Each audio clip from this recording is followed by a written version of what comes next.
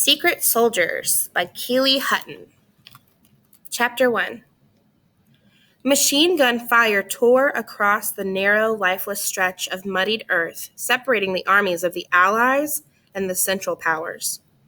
The soldiers called it no man's land, but the battlefield was not barren of men.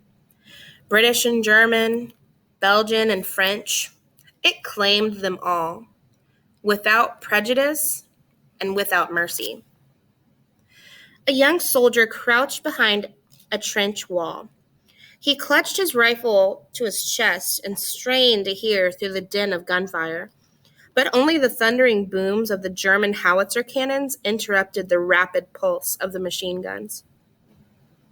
The enemy launched artillery shells high into the sky above no man's land. They screeched like banshees as they plummeted back to earth, exploding on impact, before, behind, and inside the Allies' trenches, with deafening blasts. The soldier covered his head as clods of dirt and splintered wood rained down on his helmet.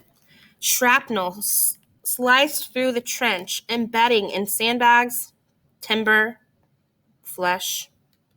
Seconds later, medics carrying stretchers squeezed past the soldier in their rush to aid the injured and remove the dead. The Allies returned fire. Bursts from their machine guns rattled through the soldier's bones. Each explosion and answering volley of gunfire twisted his muscles tighter and tighter until he feared that when the command finally came, he wouldn't be able to move. Securing his rifle in the crook of his arm, he rubbed his hands together to regain some warmth and feeling. When they tingled again with circulation, he raked his fingernails across his arm and neck to relieve the constant itch of body lice. He scratched until he drew blood, welcoming the momentary distraction the pain produced. But the itching and fear returned the second he stopped. Hardened candle wax filled every seam of his shirt and trousers, and scorch marks marred the heavy wool of his uniform, evidence of his desperate attempts to burn the rice-sized lice from his clothes. But it was a losing battle. In the trenches, there were always more lice to kill, just as there were always more enemies to fight. A spray of bullets slashed across the sandbags at the top of the parapet. The young soldier looked to his brothers in arms, pressed shoulder to shoulder along the trench wall. The officer to his left stood closest to the ladder. His right hand held his rifle. His left gripped the fourth rung. He would be the first to go over the top. The young soldier would follow. Cold tension seized his muscles again at the thought of leaving the protection of the trench and charging across the open field with nothing between him and the enemy's bullets except 100 yards of battle-scarred terrain and God's will. He stared at the officer, hoping to gain an ounce of courage from the veteran warrior. If the officer could survive 3 trips on a no-man's land, surely the young soldier could survive 1. But the officer offered no steely gaze or words of encouragement.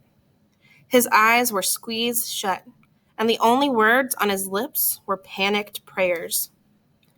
Blowing into his numb hands one last time, the young soldier lifted his rifle and whispered his own prayer. As if in response to his pleas, the gunfire stopped. The soldier listened for the high-pitched whistle signaling the start of their attack on the enemy position.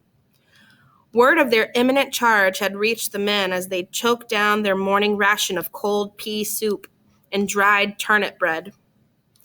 What little appetite the young soldier had possessed curdled with the news, so he left his ration for another soldier and sat in his dugout, waiting for the signal and praying for courage.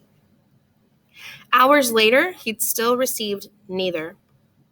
The howitzer cannons of the enemy fired again, but no explosions followed, only the dull thud of metal falling on sodden soil. The soldier climbed onto the fire step and peered through a narrow hole in the sandbags.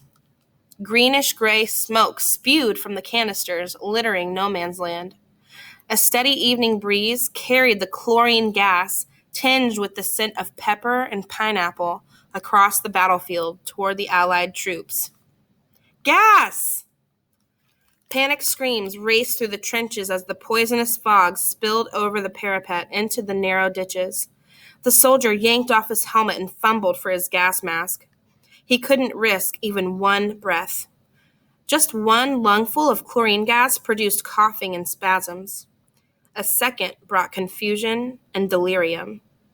A third rendered you unconscious. And a fourth delivered death. They'd run gas mask drills every day since he'd arrived in Ypres, but never had the soldiers' hands trembled so violently. The gas settled in the trenches like a toxic river.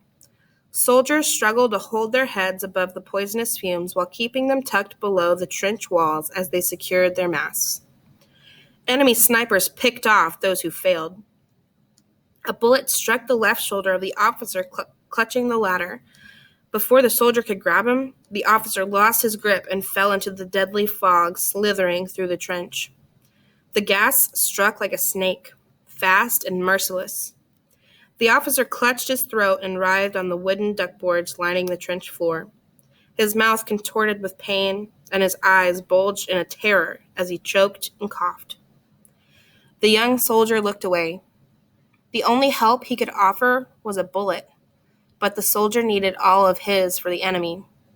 Tears streamed down his cheeks, and mucus flowed from his nose as he tucked his head lower and secured his mask. Now, finally, a high-pitched whistle pierced the panicked, agonizing screams filling the trenches. A muffled command followed. "Over the top, boys!" Muttering one last prayer, the soldier stepped over the officer's motionless body and climbed onto no man's land.